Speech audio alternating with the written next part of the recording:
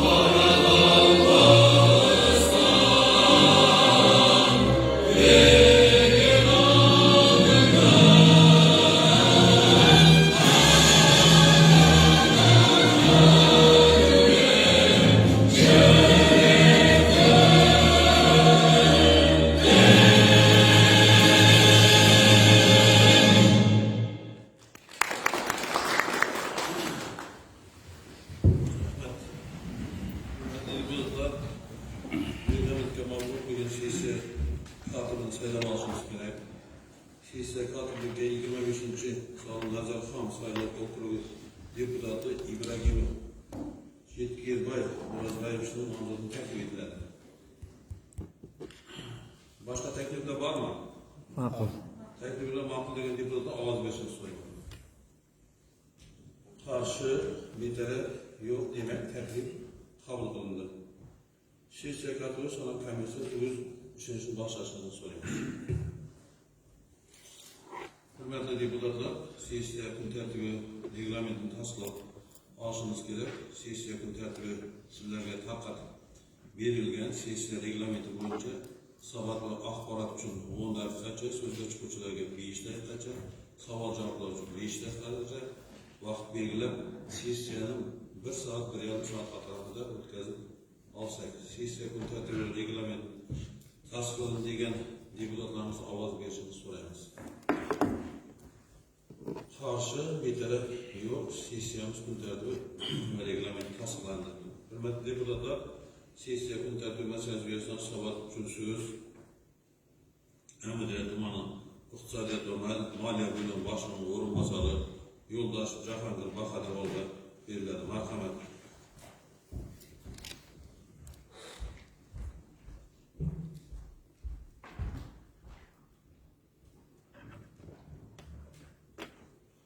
Assalomu alaykum, hurmatli deputatlar va sessiya ishtirokchilari. Bugungi nemda birinchi mavzu hisobotim tashabbusli hujjat jarayoni bo'yicha.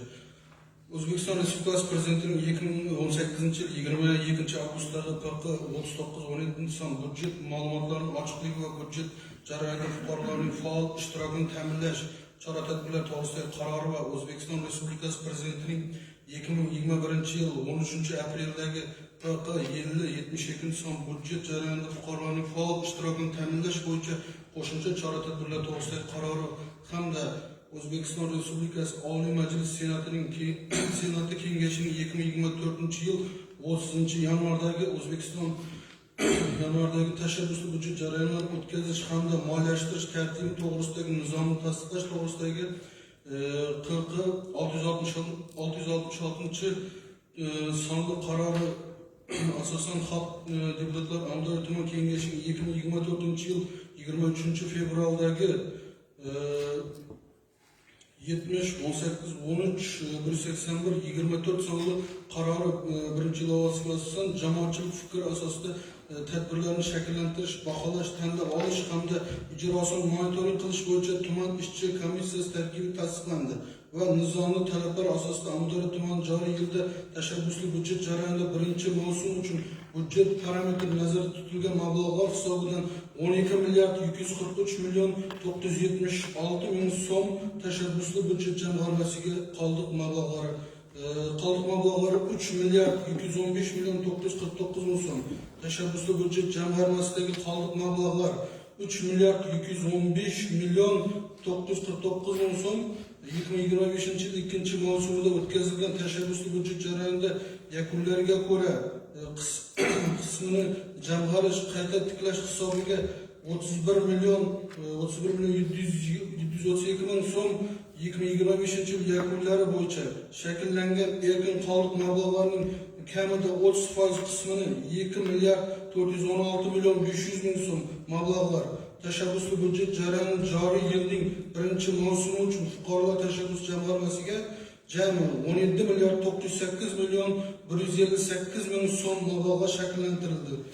O'zbekiston Respublikasi Iqtisodiyot va moliya vazirligi tomonidan ochilgan ochiq budjet portalida 2026-yil 1-fevraldan 20-fevralga qadar bo'lgan davr tuman fuqarolari tomonidan jami 108 ta tashabbuslar kiritilgan va tashabbuslar ishchi komissiyalarning 2026-yil 9-martdagi yig'ilishida ushbu tashabbuslar komissiya a'zolari tomonidan loyiha qiymatlari qayta ko'rib chiqilib 12 ta tashabbus belgilangan tartibda zid ekanligi sabablari rad etilganligi hamda rad etilgan tashabbuslar bo'yicha tashabbuslar bergan shaxsan kabinetiga rad etilganligi asoslantirilgan sabablar to'g'risida xabarnomalar yuborildi.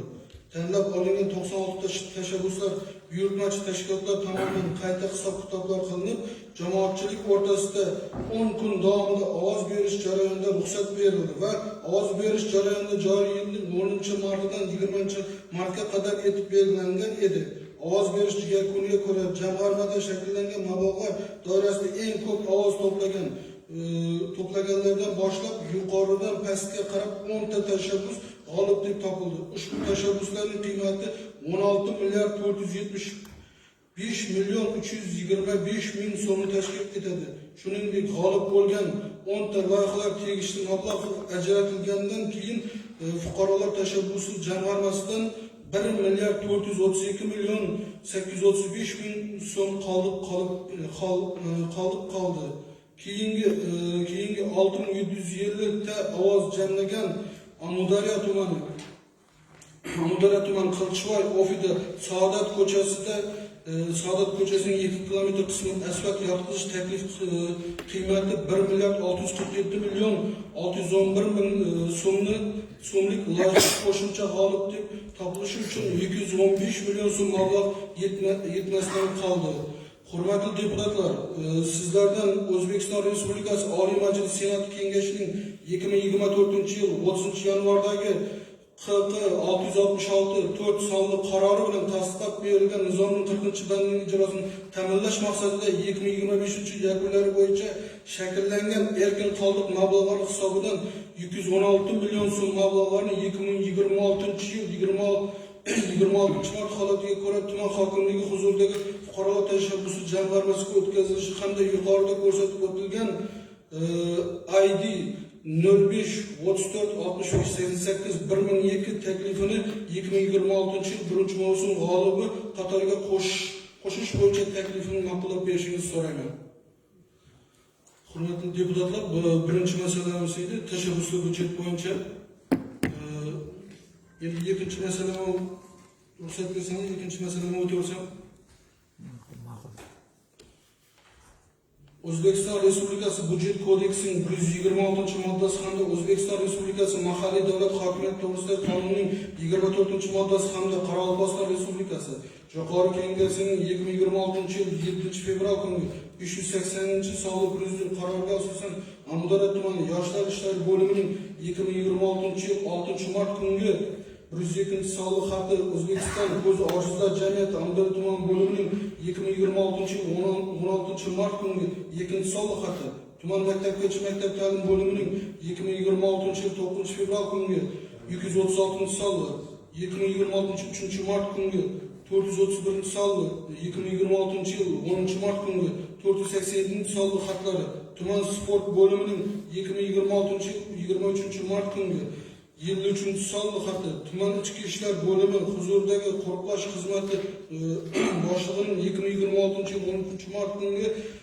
45-14-30-32-sonli xati Ayoqchi mahalla fuqarolar yig'ini raisining 2026-yil 20-mart kungi 1-sonli bildirishnomasi tuman hokimining o'rinbosari Nikamolovning 2026-yil 19-mart kungi bildirishnomasini inobatga olib tuman mahalliy budjetining 2026-yil 1-yanvar holatiga aniqlangan erkin qoldiq mablag'lari hisobidan ilovaga asosan 1 milliard 189 million 745 ming so'm mablag' ajratish bo'yicha taklifni ma'qullab berishingizni so'rayman.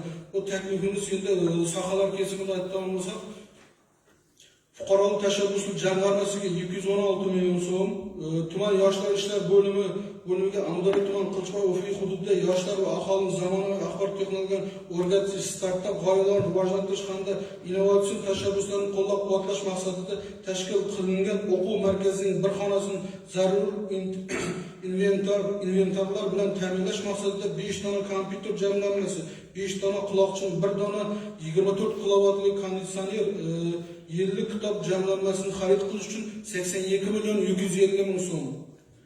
Uchinchidan, tuman maktabgacha maktab ta'lim bo'limiga 16 ta o'quvchi qizlarni maktabgacha va maktab ta'lim vaziri kubogining respublika bosqichida ishtirok etish uchun kiyim-bosh va krossovka, sport kiyim, golf, kepka bir xil qilib olish uchun 11 million 128 ming so'm. To'rtinchidan, tuman maktabgacha va maktab ta'lim bo'limiga 83-sonli umumiy o'rta ta'lim maktabi sport zalini isitish tizimini yangilash xarajatlari uchun 30 million so'm. Beshinchidan, tuman maktabgacha va maktab ta'lim bo'limining tuman hududidagi umumiy o'rta ta'lim maktablaridan jalb qilgan 4 nafar xorijiy mutaxassislarning turar joyining ijara pullarini to'lash uchun 34 million 800 ming so'm. Tuman hokimligiga tumanimizdagi yashovchi ko'zi ojiz nogironligi bo'lgan fuqarolarga Navro'z umumxalq bayrami munosabati bilan o'tkazilgan bayram dasturxoni uchun 4 million 800, LED monitor uchun Ops notebook protsessor hamda LED ekranlar o'rnatish ustunlarini xarid qilish uchun 37 million so'm, tuman sport maktabiga 2026 yilda Prezident Olimpiadasi, Yangi O'zbekiston Olimpiada cho'qqilari sport musobaqalari birinchi bosqichi, Hokim Olimpiadasi sportining mini futbol turi bo'yicha Hokim kubogi, sportning shaxmat turi bo'yicha Hokim kubogi musobaqalar xarajatlari uchun 69 million 90 ming so'm. Tuproq agroximiya tahlil ishlari, agroximiyaviy xaritanomalar tuzish va mineral o'g'itlarni bog'lash ilmiy talab to'g'risida xulosa va tasvirlar ishlab chiqish xarajatlari uchun 24 million 920 ming so'm.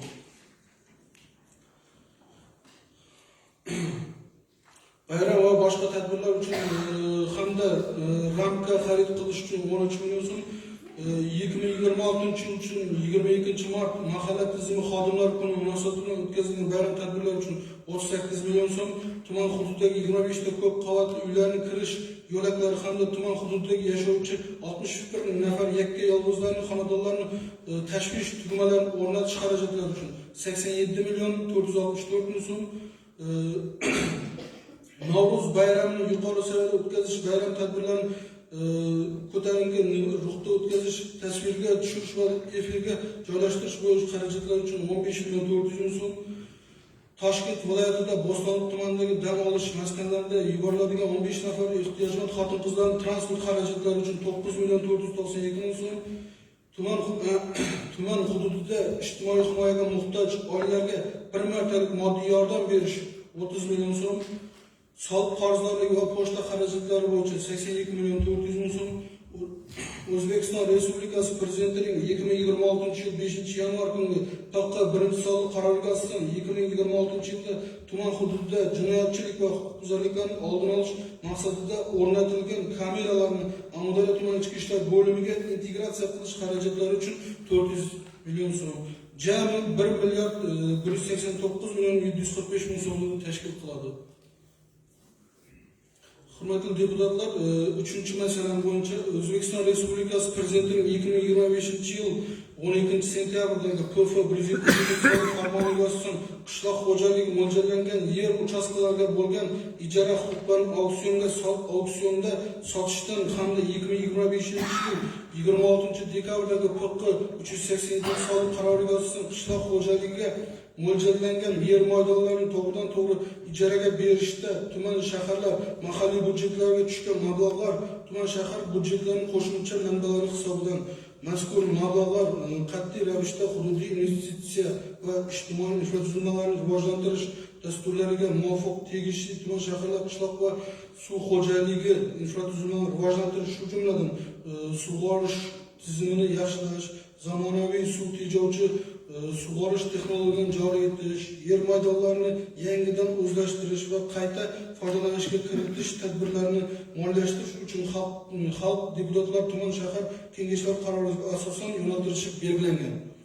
Shu munosabat bilan tuman hokimligi zaxirasidagi Qilichboy massividagi 116 da 2 gektar yer va Xorazm massividagi 113 da 3 gektar yer maydonlarini suv ta'minotini yaxshilash, yer maydonlarini foydalanishga chiqib ketishini oldini olish maqsadida ichki sug'orish tarmoqlarini rekonstruksiya qilish, sug'orish quduqni qazish ishlarini amalga oshirish uchun 2025 yilda qishloq xo'jaligi yerlarining e-auksion savdosi orqali hamda investorlarga ikkilamchi ijaraga berilishidan tuman budjetiga tushgan mablag'lar hisobidan jami 491.2 million so'm mablag'lar ajratish bo'yicha taklifimni ma'qullab bersangiz.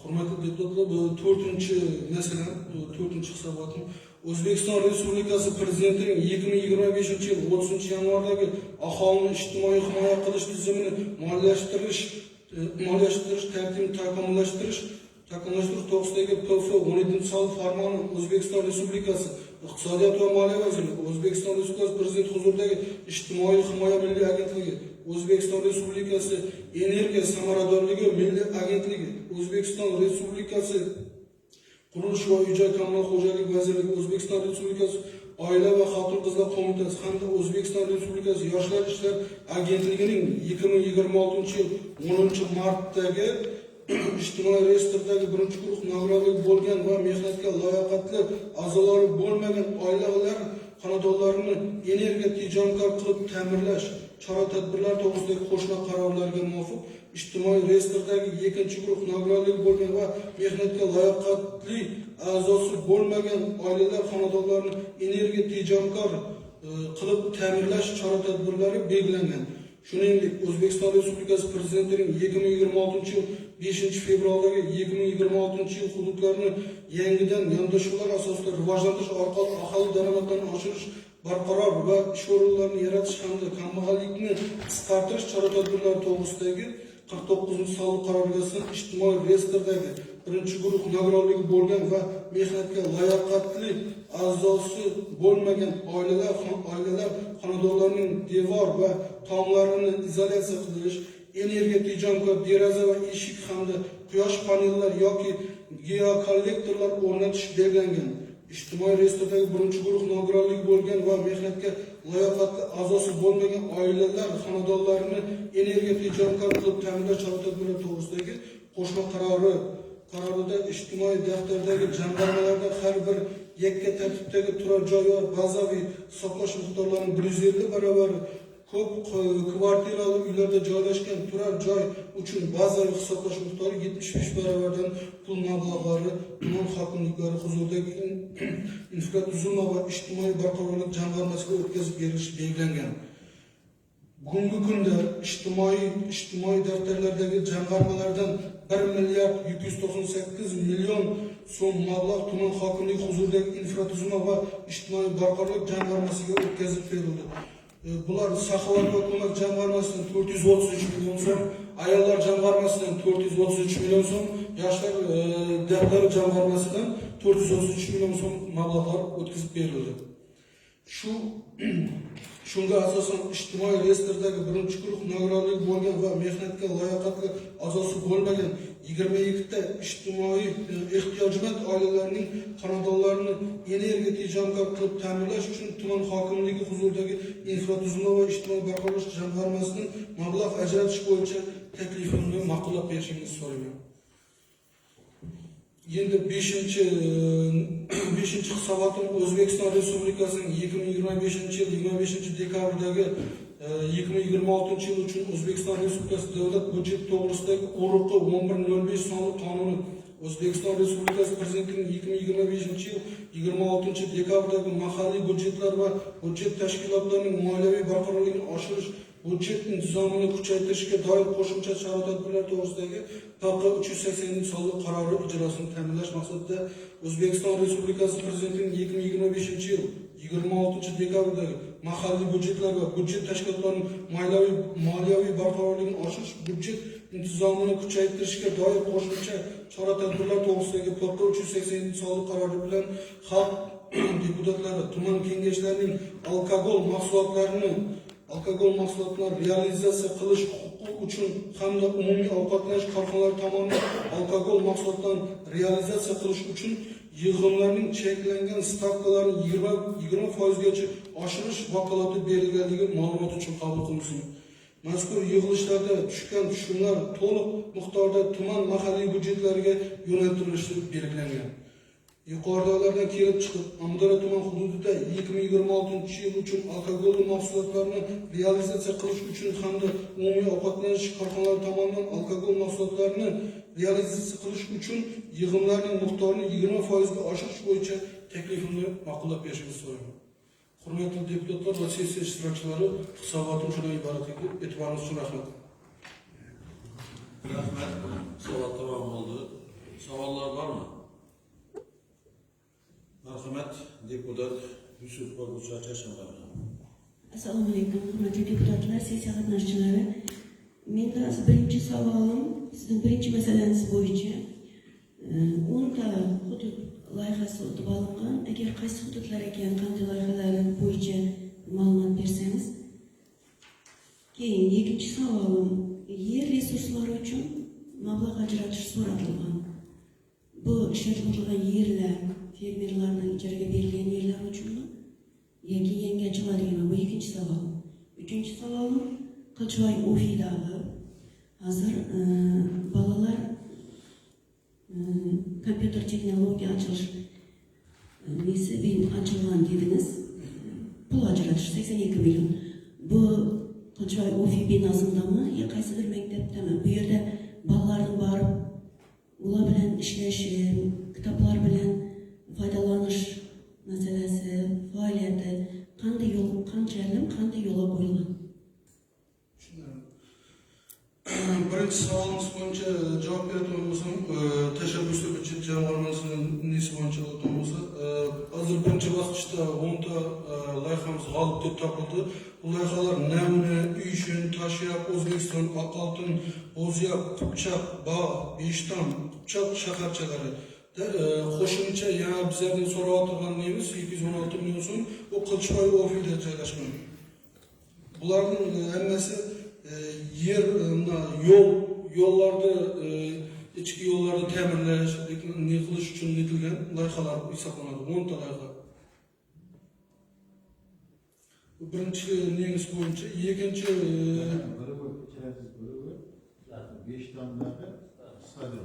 bittasi maktab nesinde yopiq neda gazon tashkil qilish bittasi.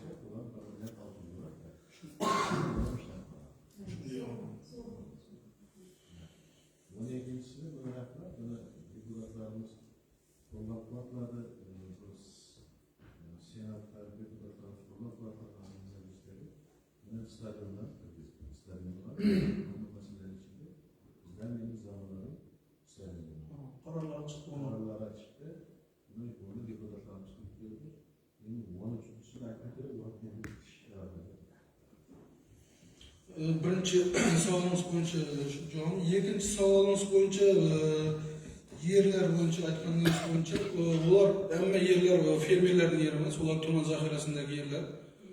Shu yerlarga qaytadan to'siq ketmasligi uchun, suv yetmay qolmasligi uchun ularga suv oparish choralari ko'rinadi. Ikkinchi masalangiz bo'yicha. Uchinchi masalangiz yana yoshlarga yetilgan qaysi hududda deyapsizmi? O Qilchiboy Ofining mahalla binosida u bilan yoshlar ishlar agentligining o'zi shug'ullanyapti. O'rga bizlar hozir hamma nelarni texnikalarni bersak, o'rda o'quvchi bolalar bor, mavjud. Hammasi o'qiymiz deb turibdi. Shularda shurdagi shu hudud Qilchiboy atrofidagi mahallalar, shu hududlarni bayandagilarda qamrab olamiz o'qish bo'yicha.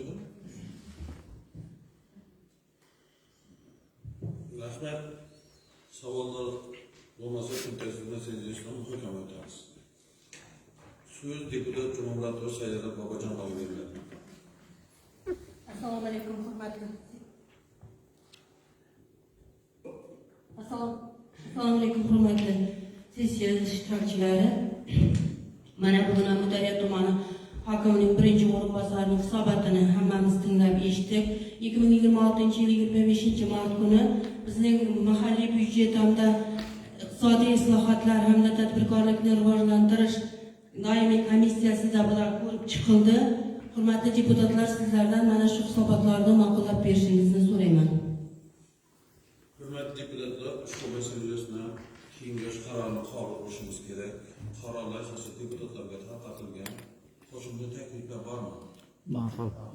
Ma'qul bo'lgan qaror loyihasini ma'qul degan deputatlar ovoz berishini so'raymiz.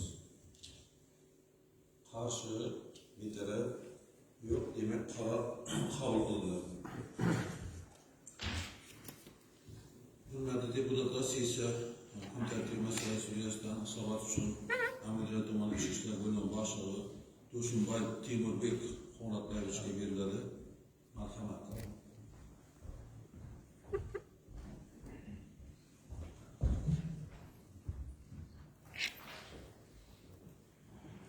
Assalomu alaykum, hurmatli deputatlar, hurmatli sessiya qatnashuvchilari. O'zbekiston Respublikasi Prezidentining 2026 yil 5-yanvar kunidagi respublika mahallalarida xavfsiz muhitni yaratish yo'nalishidagi yaxlit manzilli ishlar tizimini joriy etishga qaratilgan qo'shimcha chora-tadbirlar to'g'risidagi xabar 2-sonli qarorlar ijrosini ta'minlash maqsadida tuman darajasidagi har bir mahalla bo'yicha amalga oshiriladigan chora-tadbirlarning yo'l xaritalari ishlab chiqilib, mahalla yetkili ularning tuman darajasidagi rahbarlari, adliya, sog'liqni saqlash va boshqa mas'ul idoralar bilan birgalikda bir qator ishlar amalga oshirilmoqda. Bunda birinchi navbatda mahallalarda ishsiz, shuningdek jinoyat sodir etishga moyil hamda jinoyat qurboni bo'lishi mumkin bo'lgan fuqarolar bilan ijtimoiy profilaktika tadbirlarini amalga oshirishga qaratildi. Aholining huquqiy ongini oshirish va madaniyatini yuksaltirish borasidagi voyaga yetmaganlar o'rtasida 218 ta, xotin-qizlar o'rtasida 162 ta, tarbiyasi og'ir yoshlar o'rtasida 134 ta, provokatsiya hisobidagi shaxslar o'rtasida 26 ta targ'ibot tadbirlari o'tkazildi. 463 nafar bola tarbiyasiga mas'uliyatsizlik bilan yondashayotgan ota-onalarga ma'muriy choralar ko'rildi. Tarbiyasi og'ir 48 nafar o'quvchilar bilan manzilli profilaktika olib borildi. Mahallada sodir etilgan 20 ta jinoyatlar muhokama o'tkazildi. Notinch ajrim yoqasidagi 145 ta oilalarning mavjud muammolarini bartaraf etish bo'yicha jamoatchilik kengashlarning 172 nafar imom, xotib va hokimlar jalb qilinib, 65 naftasi oilalar yarashtirildi. Oilalarda tozyiq va zo'ravonlikdan jabrlangan 306 nafar ayollarga himoya orderi berildi. Shundan himoya orderi talablarini buzgan 10 nafar fuqarolarga ma'muriy choralar ko'rildi. Profilaktik inspektor tomonidan 153 ta mayda bezorilik, 408 ta jamoat joylarida spirtli ichimlik iste'mol qilish, 12 ta fohishalik bilan shug'ullanish, 21 ta tig'li qurollar olib yurish, 15 ta qimor o'yinlari kabi jinoyatlarni keltirib chiqarish mumkin bo'lgan ma'muriy huquqbuzarliklar aniqlandi. Mast holatda janjal chiqarayotgan yoki boshqa huquqbuzarliklar sodir etgan 306 nafar shaxslar qishloqxonaga joylashtirildi. Bundan tashqari oilaviy janjallarga sabab bo'layotgan 56 nafar ichkiliklar uchun qo'ygan shaxslar hamda 322 nafar ruhiy kasallar majburiy va ixtiyoriy davolanishga yotqizildi. Hurmatli deputatlar, endi bu yerda PKB bo'yicha huquqbuzarliklar va jinoyatlarning barvaqt oldini olish maqsadida mahalladagi aholi gavjum joylar va ko'chalarga 15 ta video kuzatuv kameralari, ko'p qavatli uylarning hovlilariga 2 ta PTZ kameralari, ko'p qavatli uylarning kirish yo'laklari oldiga 9 ta tashvish tugmalari, mahalladagi maktab va maktabgacha ta'lim muassasalarining kirish chiqish yo'llariga 3 ta hamda maktablarning ochiq sport maydonlariga bitta PTZ kameralari o'rnatildi. Hurmatli deputatlar, bundan tashqari bu kameralar o'rnatilgandan tashqari hozir rayonimizga, Amudaryo rayoni kirish yo'l o'rinlarini avtomobillar nomerini aniqlov ham qurollarning yuzlarini aniqlash bo'yicha kameralar o'rnatilib, ekonomika bosqini o'rinbosari Jahongir Bag'ayev shuni aytganday, hammasini bizlar Qozog'iston Respublikasi Ichki ishlar ministrligida Qalqon bazasi bor, so'g'an o'rnatishimiz kerak, integratsiya qilishimiz kerak. Bundan tashqari hozir rayonimizda jinoyatchilikdan huquqbuzarlikni oldini olish bo'yicha rayonimizda joylashgan har bir kafe, restoran, to'yxonalarning hammasini sol isbilarning sharofati bilan hammasini sol PTZK, ya'ni Face ID kameralarni o'rnatib o'tiramiz. O'sha hozir 15 kamera o'rnatib bo'ldi. Bu bizlarga 93 ni o'rnatishimiz kerak rayonlarga. Sebebi hozir rayonimizda polni hammasini rayonimizda jinoyatchilikdan xalq o'tib aylantiramiz kerak. Diqqatlanish uchun rahmat. Rahmat. Tamam bo'ldi. Savollar bormi? Marhamat, deputat Rahimov Muhammad Halimbayevna. Assalomu alaykum. Kengash raisi, deputatlar. Hamda keyingi sessiya qatnashchilari. Savolim, o'smirlarni soat 10 dan keyin chiqish, ko'chaga chiqolmasak, ko'cha yaqinda prezidentimiz tomonidan qaror qabul qilindi. Bu bo'yicha hozirgi kunda qanday ishlar olib borilmoqda? Assalomu alaykum. Bu hozir bizda yosh o'smirlarning kechki vaqt ko'rishar o'rinlarda bo'lmagan oldini olish maqsadida rayon ichki ishlar bo'limida 13 inspektor psixologlarımız var. Bular rayonumuzda hamma mekteplерге bekitilgan kechqurun kafeye qolasa, kuyla shaharlarga borib, o'g'it nasihat жұмыстарын olib borib vaqt bo'yicha. Misol uchun bir jaso'smir kuyla shaharlarda yuradigan bo'lsa, shu jaso'smirning shu yerda ota-onasini chaqirib, birinchi navbatda bo'lgan eskерту beriladi. Ikkinchi navbatda yana sonday kuyla shaharlarda yurgan bo'ladigan bo'lsa, O'zbekiston Respublikasi Hakimchilik javobgarlik haqqında kodeksining 188 statyasi, 1.2 statyasına asas nega tartiladi, protokol yoziladi, jarima tartiladi. Biroq bundan tashqari mahallalarda, maktablarda, hamma yerda jaso'smirlarning ko'chada, bo'lmasa ko'la shaharlarda kechqurun yurgan o'g'it nasihat жұмыстарын olib boryapmiz birinchi navbatda. Savollar bo'lmasa, kun tartibi masalasi yuzasidan muhokama etamiz. So'z deputat Ibragim Jitkarbay O'rozboyevga beriladi.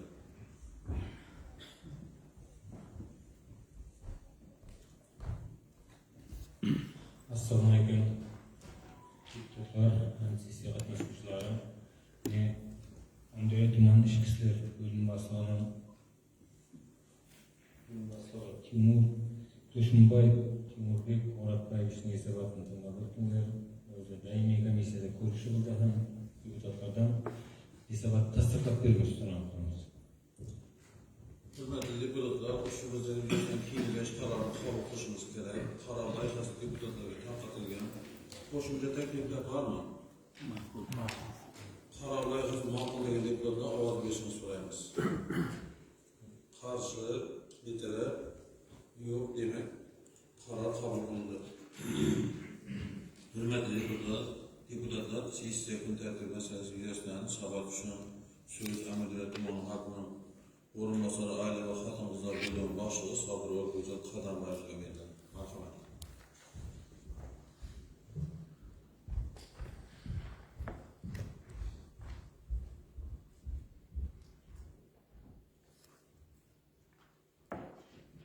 Assalomu alaykum. Hurmatli prezidium, hurmatli sessiya ishtirokchilari. Qisqacha hisobotni o'qib eshitmoqchiman. Hududlarda oilalarni mustahkamlash, xotin-qizlarning huquq va manfaatlarini himoya qilish, ularning ijtimoiy faolligini oshirish hamda oilalarda sog'lom ma'naviyat muhitini shakllantirish borasida oila va xotin-qizlar bo'limi tomonidan bir qator tizimli ishlar amalga oshirilmoqda. Avvalo mahallalarda istiqomat qilayotgan xotin-qizlarning muammolarini o'rganish, ularni hal etish maqsadida muntazam ravishda uyma-uy o'rganish ishlari olib borilmoqda.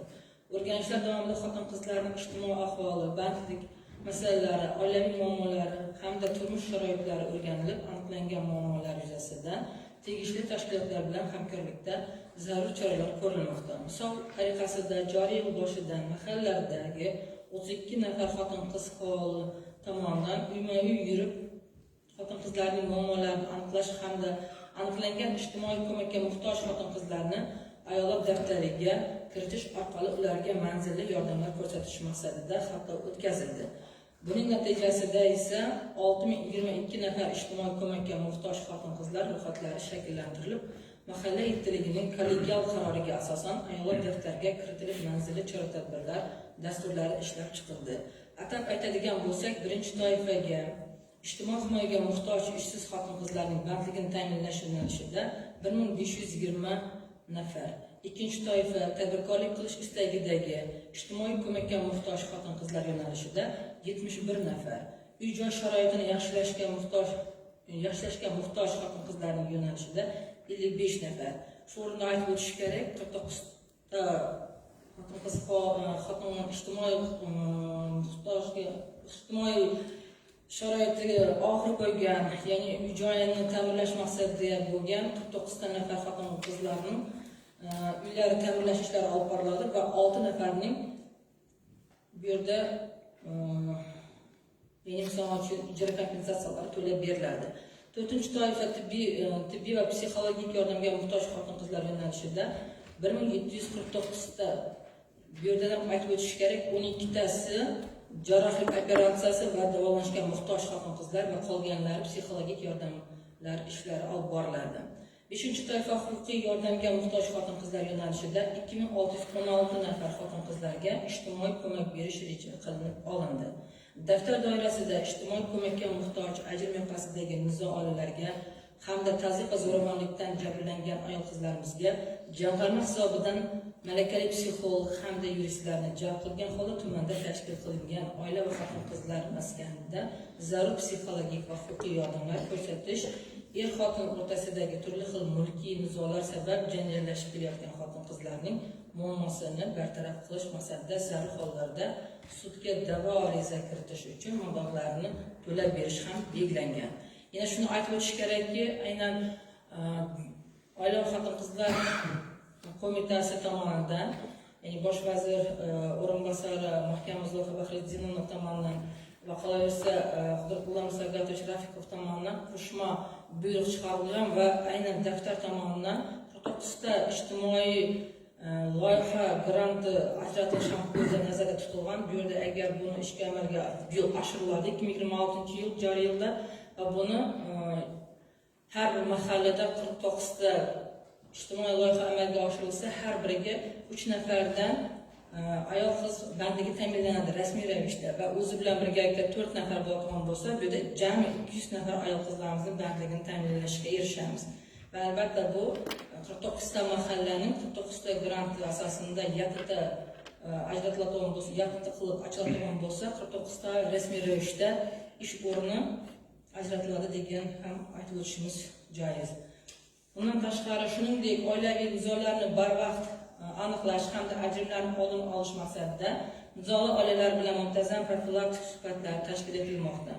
Mazkur jarayonda mahalla faollari, nuroniylar, psixologlar hamda mutasaddi tashkilotlar jalb etilib, oilalarni yarashtirish va ularning muammolarini bartaraf etish bo'yicha amaliy ishlar olib borilmoqda. Jumladan, tumanda o'tgan yil davomida O'zbekiston Respublikasi Vazirlar Mahkamasining 2020-yil 4-yanvardagi 3-sonli xotin-qizlarni tazyiq va zo'ravonlikdan himoya qilish tizimini takomillashtirish chora-tadbirlari to'g'risidagi qarori talablarga binoan mahalla profilaktika inspektorlari tomonidan himoya orderlari rasmiylashtirilgan. Bu 570 nafar xotin-qizlarning hamda oilaviy maishiy zo'ravonlik bilan bog'liq ma'muriy huquqbuzarlikka tortilgan 131 nafar oilalarning xonadonlariga borgan holda yakka tartibdagi profilaktik suhbat o'tkazilib, bugungi kundagi oilaviy ahvoli, yashash sharoiti va notinch oilalar ro'yxatiga kiritish yoki kiritmaslik kerakligi o'rganib chiqilib, tahlil qilinib, nizoli oilalarning yaxlit ro'yxatlari shakllantirildi. Mazkur shakllantirilgan ro'yxatga asosan aniqlangan oilalarning mavjud ahvollariga qarab, qizil, sariq va yashil toifalarga ajratildi. Hisobot davrida hududda oilaviy nizolar mavjud bo'lgan xonadonlar aniqlanib, ular bilan manzilli ishlash maqsadida alohida ro'yxatlar shakllantirildi. Mazkur ro'yxat asosida nizoli oilalar bilan individual suhbatlar tashkil etilib, er-xotin o'rtasida yuzaga kelgan kelishmovchiliklarning sabab va omillarini chuqur o'rganildi va ularning bartaraf etish bo'yicha amaliy choralar ko'rildi. Jumladan, hisobot davrida 30 tadan ortiq nizoli oilalar bilan yarashtirish ishlari olib borildi. Mazkur oilalar bilan mahalla raislari, xotin-qizlar faollari, nuroniylar va mutaxassislar ishtirokida bir nechta marotaba suhbatlar o'tkazildi. Olib borilgan tushuntirish va profilaktik tadbirlar natijasida 25 ta oila yarashtirilib, ajrimlarning oldi olindi. Shuningdek, ko'rilayotgan yarashtiruv choralari natijasida joriy yilning 2 oy yakuni bo'yicha oilaviy ajrimlar 2025-yil 31 tani tashkil etgan bo'lsa, 2026-yil 25 tani tashkil qilib, kamaytirishga erishildi. Bundan tashqari, xotin-qizlarning bandligini ta'minlash va ularning iqtisodiy mustaqilligini oshirish borasida ham muhim ishlar amalga oshirilmoqda. Ishsiz xotin-qizlarni kasb-hunarga o'qitish, ularni tadbirkorlik faoliyatiga jalb etish hamda o'zini o'zi band qilish imkoniyatlarini kengaytirish bo'yicha tegishli tashkilotlar bilan hamkorlikda amaliy ishlar olib borilmoqda. Natijada yil davomida 1255 nafar xotin-qizlarning doimiy ish o'rinlariga joylashtirilib, o'z daromadi manbaiga ega bo'lishiga erishish ko'zlangan. Shu bilan birga xotin-qizlar o'rtasida sog'lom turmush tarzini targ'ib qilish, oilaviy qadriyatlarni mustahkamlash va farzand tarbiyasiga e'tiborni kuchaytirish maqsadida turli ma'naviy ma'rifiy tadbirlar, seminar treninglar hamda uchrashuvlar muntazam ravishda o'tkazilmoqda.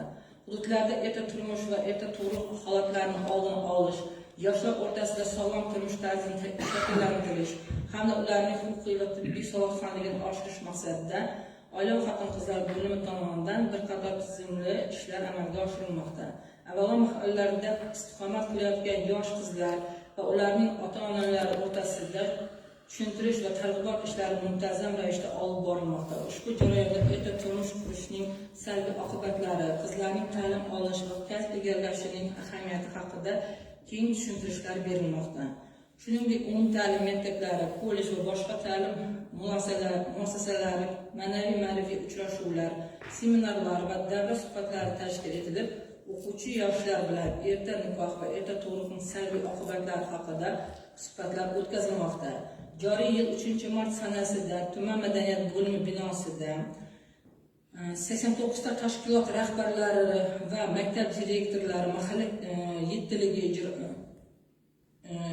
ishtirokida yosh qizlarning tarbiyasi, ularning tazyiq va zo'ravonlikdan jabrlanishi yoki huquqbuzarlikning sodir qilishini voyaga yetmagan qizlar o'rtasida erta tug'ruq, erta turmushni oldini olishga qaratilgan kengaytirilgan yig'ilish o'tkazildi. Bu yerda albatta vazirlikdan ham odamlarni jalb qildi. Yig'ilishda barcha mas'ullar tegishli topshiriqlar berilib, mahallalarda 626 nafar tarbiyasi og'ir, qarovsiz, ota-onasi migratsiyada bo'lgan qizlarga murabbiy biriktirish belgilandi. Bu bo'yicha har hafta 89 ta tashkilot rahbarlari tomonidan har hafta hisobotlar olinib, bu yerda ayniqsa bularda qarovsiz qolgan deganda ota-onalar migratsiyada bo'lib, qizlarimizda aynan to'garaklarga jalb qilib, uylarni havo yashash sharoitini o'rgangan holda yaqindan qanday yordamlar kerakligi, buni ro'yxatni hammasini shakllantirganmiz va 89 ta tashkilot rahbarlarini har hafta muntazam ravishda hisobotlarni olib kelmoqdamiz. Albatta bu yerda ularga borgan vaqtimda muammolar va duch kelayotgan holatlar bo'lyapti. Kerak bo'lsa ota-onalarni video chat orqali migratsiyada yurgan holatlar joyida gaplashib, ularni qaytarish masalalari, bu yerda tumanning o'zlarimizda ish topib berishnilarni hammasini gaplashib, muammolar joyida bartaraf qilinib kelinmoqda. Umuman olganda oila va xotin-qizlar bo'limi tomonidan amalga oshirilayotgan mazkur ishlar hududlarida mustahkam oilalarni shakllantirish, xotin-qizlarning huquq va manfaatlarini ta'minlash hamda ularning ijtimoiy faolligini oshirishga xizmat qilmoqda. Kelgusida ham ushbu yo'nalishda amalga oshirilayotgan ishlarni yanada takomillashtirish hamda oilalarda sog'lom ma'naviy muhitni mustahkamlash bo'yicha ishlar izchil davom ettiriladi. Qisqacha hisobotim shundan iborat. E'tiborlaringiz uchun rahmat. Rahmat. Hisobot tamom bo'ldi. Savollar bormi? Marhamat, deputat Rahmatulloh Miyasar Maqsudov. Assalomu alaykum, hurmatli deputatlar, sessiya ishtirokchilari. Zavobda sizga savolim bor edi. Mahalla yetkazuvchilari bilan ishlash jarayonida ko'ryapmiz. Uy sharoitida hunarmandchilik bilan shug'ullanuvchi ayol qizlarni tuman hunarmandchilik uyushmasiga a'zo qilish jarayonlari bo'lyapti-da, bir minimalni, ya'ni 412 ming so'm pul bilan. Endi sizga savolim, mana shu hunarmand uyushmasiga a'zo qilishdan maqsad nima? Keyin shu uyushma tomonidan ana shu ayollarga qanday yengilliklar berilishi kerak va shu kungacha qanday yengilliklar berilib kelmoqda? Shu bo'yicha aytib o'tsangiz. Bu savol oldin 2025 yil shuni aytib o'tish kerak. Bu yerda vazir hisoblashdan 2 barobar edi.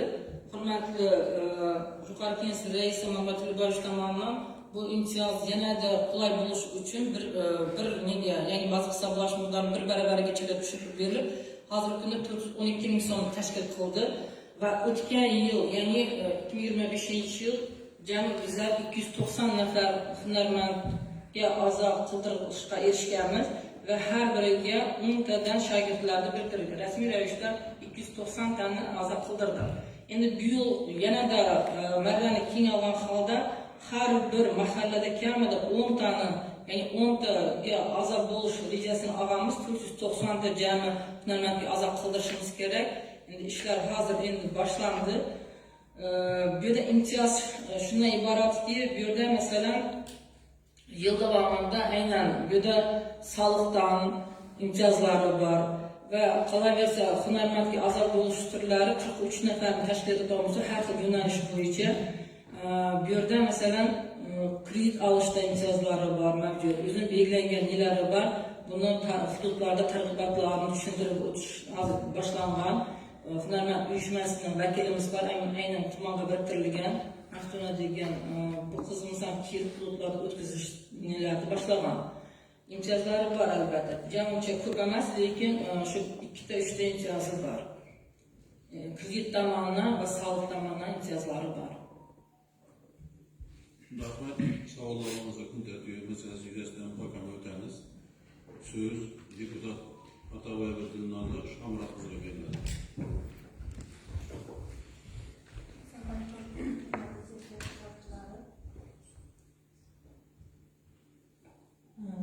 Tuman hokimining xotin-qizlar bo'yicha o'rinbosarining hisobotini tingladik hamda doimiy komissiyada ko'rib chiqib muhokama qildik. Ushbu hisobotni ma'qullab berishingizni so'rayman. Hurmatli deputatlar, shu masala yuzasidan kengash qarorlar qabul qilishimiz kerak. Qaror loyihalari deputatlarga tarqatilgan. Qo'shimcha takliflar bormi? Qaror loyihasini ma'qul qilgan deputatlar ovoz berishini so'raymiz. Qarshi, betaraf, yo'q, demak qaror qabul qilinadi. Hurmatli deputatlar, sessiya kun tartibi masalasi yuzasidan hisobot uchun so'z Amadorov tumani qurilish va ijro kommunikatsiya xo'jaligi bo'limi boshlig'i Rajabov Ahmadjon Sultonboyevichga beriladi. Marhamat.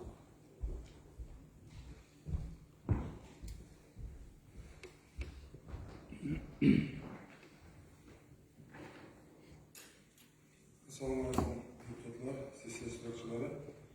Mening savolim Amadorov tumanida joylashgan ko'p qavatli uylarni mukammal va joriy ta'minlash, uylarning elektron pasportini va ularga tutash hududlarda qolish rejalashtirilgan infratuzilma obyektlari bo'yicha O'zbekiston Respublikasi Prezidentining 2026 yil 5-fevral kungi ko'p qavatli uylarni boshqarish tizimini yanada takomillashtirish bo'yicha qo'shimcha chora-tadbirlar to'g'risidagi PK-48 sonli qaroriga asosan ko'p qavatli uylarni ta'mirlash, rekonstruksiya qilish, tutash hududlarini obodonlashtirish orqali ko'p qavatli uylarda yashab kelayotgan aholi farovonligini yuksaltirish va eski kvartirali uylarni ta'minlash bilan shahar arxitekturik ko'rinishini o'zgartirishga erishiladi.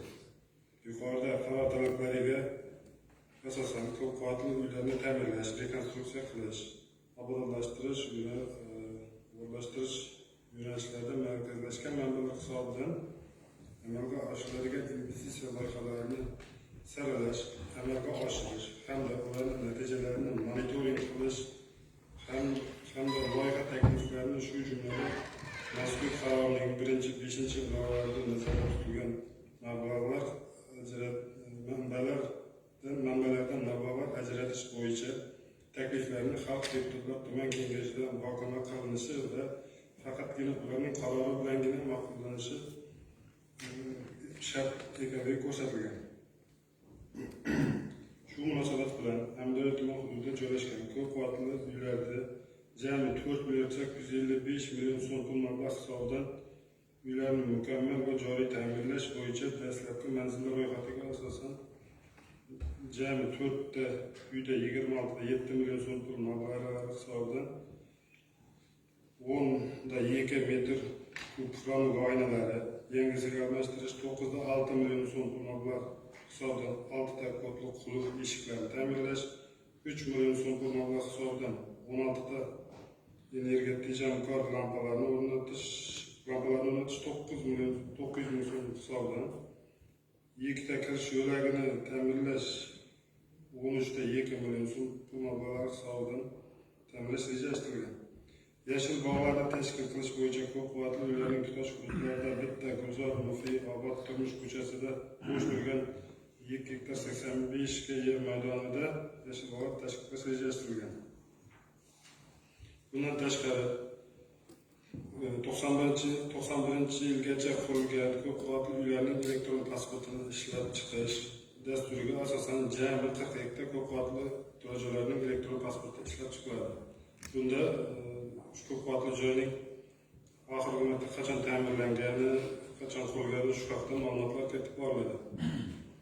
2026-27 yillarda jami 4 milliard 780 million so'm pul mablag' hisobidan ko'p qavatli uylarning tutash hududlarda qurishi rejalashtirilgan infratuzilma obyektlarining parametrlariga asosan 2026 yilda jami 2 milliard 800 million so'm pul mablag' hisobidan jami 11 uyda har biriga 352 million so'mdan 4 ta bolalar maydonchasi 1 milliard 408 million so'm pul mablag'dan hisobidan qurish 1500 kvadrat yo'laklarni ta'minlash 325 million so'm pul mablag' hisobidan har biri 90 million so'mdan umumiy hojatxonalar qurish 270 million so'm pul mablag' hisobidan qurish rejalashtirilgan. 2027 yil uchun jami 2 milliard 705 million so'm pul mablag' hisobidan jami 12 ta uyda 1800 kvadrat kirish yo'laklarini betonlash 402 million so'm mablag' hisobidan har biri 367 million so'm bo'lgan 6 ta bolalar maydonchasi jami 2 milliard 202 million so'm pul mablag' hisobidan va 2027 yilda bitta umumiy hojatxona 100 million so'm pul mablag' hisobidan qurish rejalashtirilgan. Ro'yxat shakllantirilgan. Ushbu qaror talablariga asosan ko'p qavatli joylarni rekonstruksiya qilish, tutash hududlarini obodonlashtirish orqali ko'p qavatli uylarda yashab kelayotgan aholining farovonligini yuksaltirish, eski ko'p qavatli uylarni ta'minlash bilan shahar arxitektonik ko'rinishini yaxshilash maqsadida belgilangan dastur va parametrlar ro'yxatini tasdiqlab berishni so'rayman. Savol tugadi.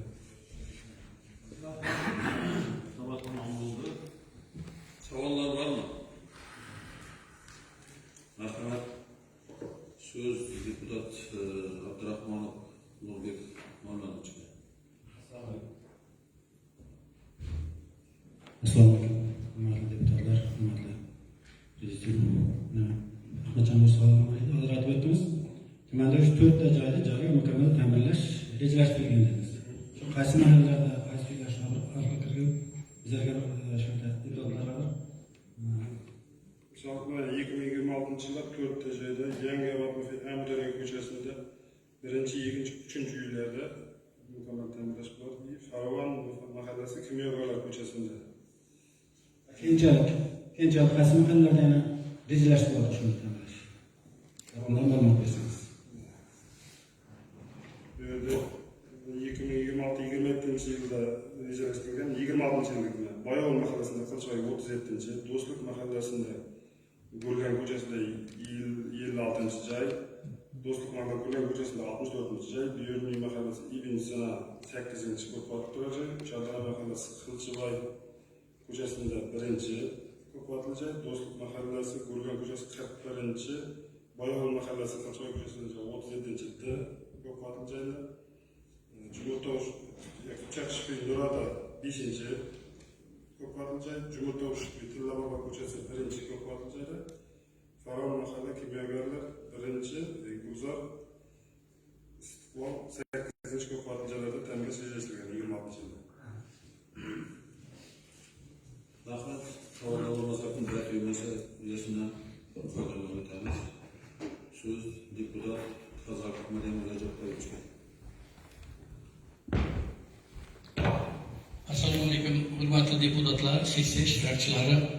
Mana hozirgina Amdara tumani qurilish va uyja kommunikatsiya bo'limi boshlig'i Rajab Ahmadjon tomonidan deputatlar muhokamasiga qo'yilgan masala bizning doimiy komissiyamizda ko'rib Kararlar şular deputatlara tarqatib berilgan. Qo'shimcha yapayotgan bormi? Qaror loyihasini ma'qul deb deputatlar ovoz berishini so'raymiz. Qarshi, betaraf yo'q, demak qaror qabul qilindi. Hurmatli deputatlar, sessiya kun tartibi masalasi yuzasidan hisobot uchun so'z Amudra tumani favqulodda vaziyatlar bo'limi boshlig'i Ahmedov Zakar Allabergenovich o'rniga beriladi. Marhamat.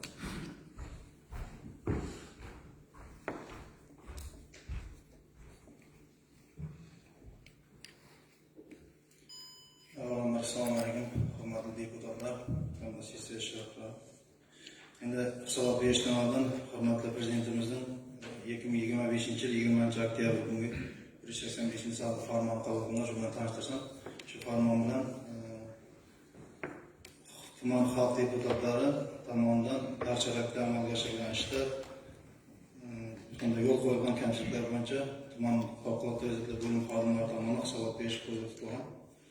Shu yo'nalish bo'yicha Hamdara tuman favqulodda vaziyatlar bo'lim xodimlari tomonidan 3 oy davomida amalga oshirilgan ishlar bo'yicha aytib o'tsam, tuman hududida joriy yil birinchi chorak davomida 6 ta yong'in sodir bo'lib, natijada fuqarolar tomonidan 208.885.000 miqdorda zarar ko'rildi.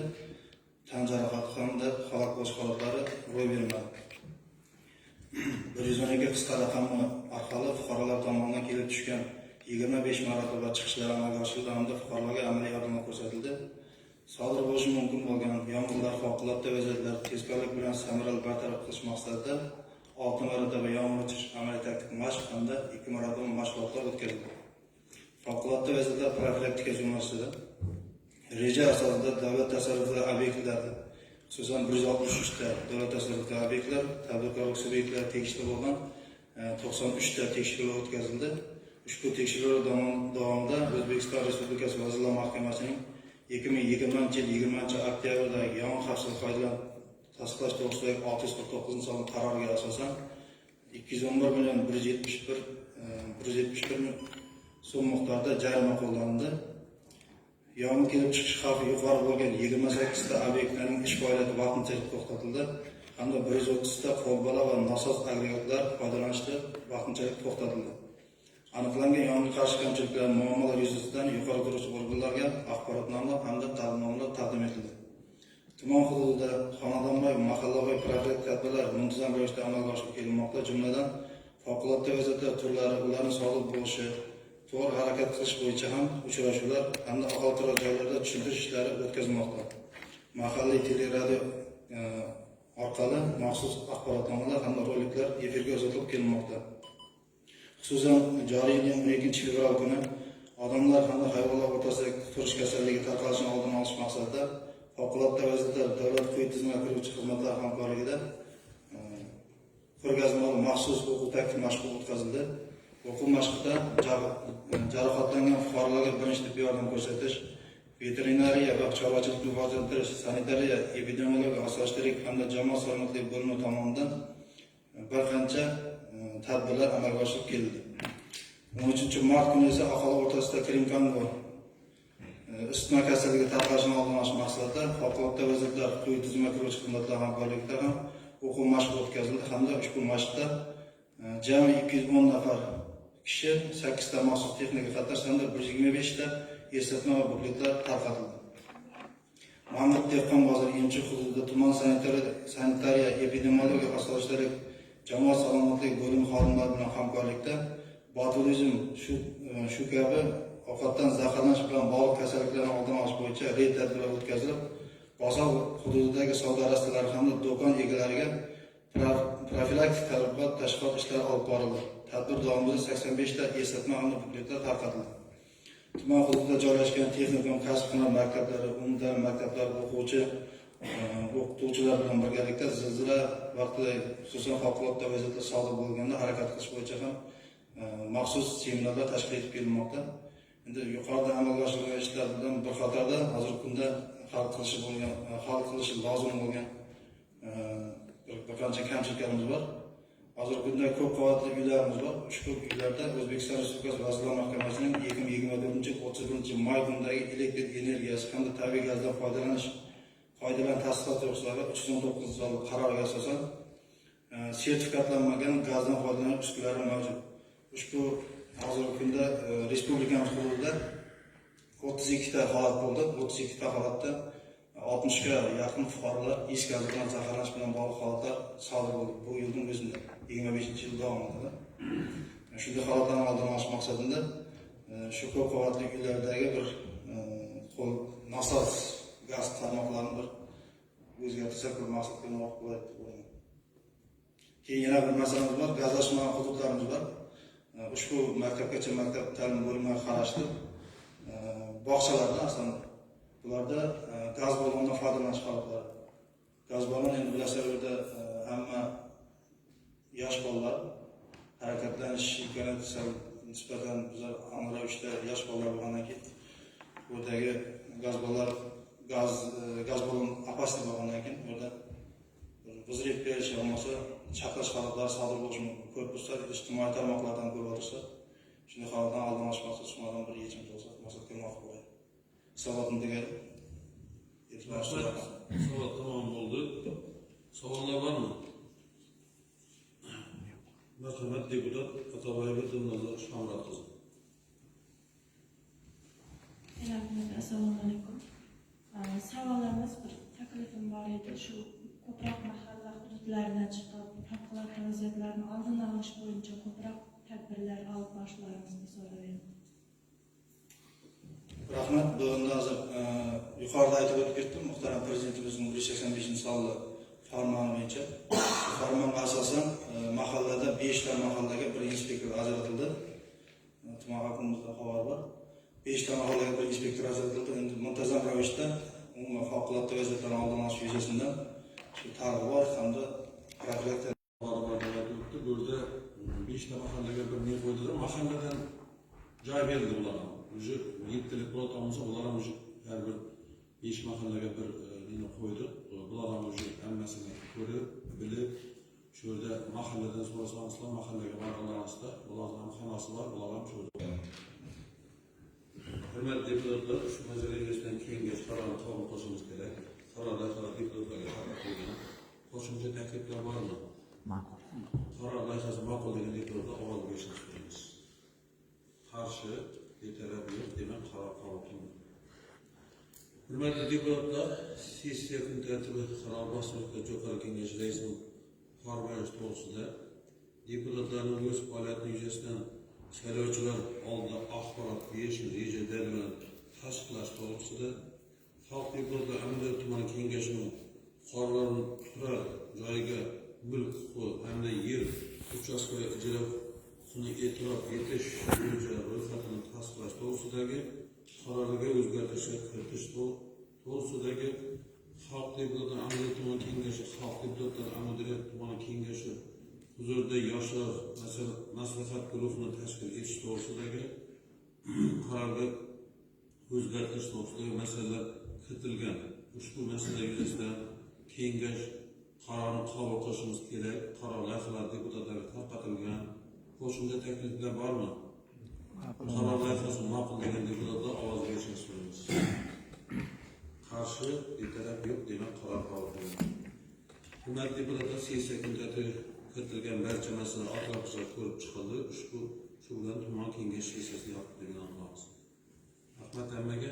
Keyingi so'zni tumanimiz hokimi Sobiq Xo'jayev